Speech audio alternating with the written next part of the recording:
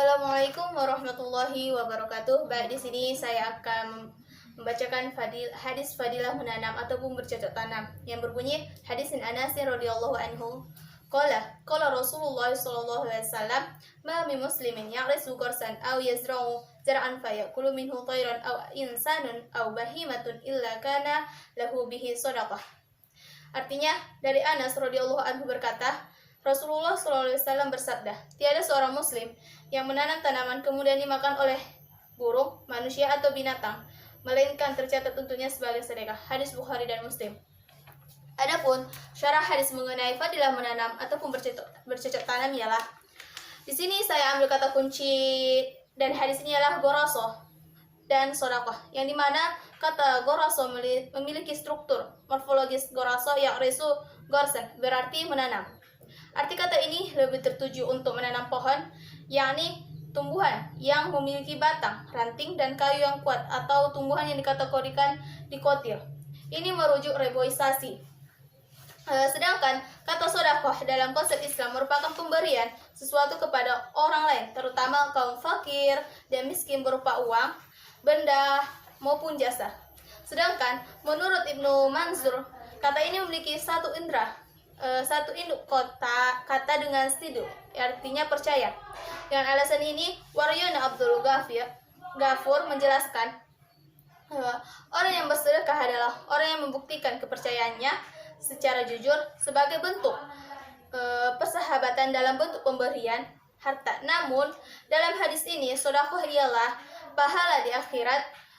Menurut Al-Asbaqani 1997 sampai 167 dengan kata lain, apabila orang lain atau hewan memakan atau mencari sesuatu yang telah ditanam itu bernilai sedekah, dan orang yang bersedekah itu pastinya akan mendapat balasan kebaikan. Jadi, dengan reboisasi, banyak pihak yang akan mendapat keuntungan dari tindakan tersebut. Apabila seorang memperoleh kemaslahat atas kelestariannya alam dan terjadinya keseimbangan ekologis yang berkualitas, maka hal itu juga akan bernilai sedekah yang selalu mengalir bagi yang melakukannya. Menurut Yusuf Al-Qardawi menyatakan, yang patut dicermati dari para petani dan penanam bahkan dengan pahala sedekah tersebut adalah dari apa yang diambil dari tanaman mereka. Meskipun tidak diniatkan waktu itu, namun yang terpenting adalah keinginannya untuk menanam. Dan segala apa yang dapat diambil faedahnya akan mendapat pahala. Dan dari aspek sosiologis, anjuran reboisasi mengajarkan untuk berbuat baik dalam ramah sosial, yakni mengutamakan kepentingan umum.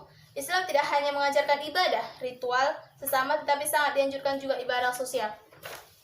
Nah, adapun kaitan hadis ini mengenai dengan prodi pengembangan masyarakat Islam ialah, jadi kita sebagai mahasiswa, prodi pengembangan masyarakat Islam sepatutnya ikut berperan penting dalam lingkungan. Jangan kita biarkan pohon yang sudah banyak ditebang sembarangan, kita biarkan saja. Kita lakukanlah reboisasi, yang dimana reboisasinya adalah penanaman ulang kembali yang telah ditebang oleh ulah manusia yang tidak bertanggung jawab tersebut. Nah, banyak di zaman sekarang ini juga kita dihadapkan banyak jenis dan macam pekerjaan. Apabila atau mata pencarian seseorang kian bertambah, banyak sesuai dengan bertambahnya penduduk dan semakin khususnya keahlian seseorang. Namun, sebenarnya pada asalnya hanya ada 3 profesi yang sebagaimana disebutkan oleh Imam Al-Marwazi. Dia berkata, pokok mata pencarian tersebut adalah bercocok tanam. Nah, di sini kan kita sudah tahu bercocok tanam itulah menjadi pokok utama dalam penghasilan mata pencarian. Mungkin cukup sampai di sinilah pembahasan saya. Kurang dan jangan saya mohon maaf. Wabillahi taufiq wal hidayah. Wassalamualaikum warahmatullahi wabarakatuh.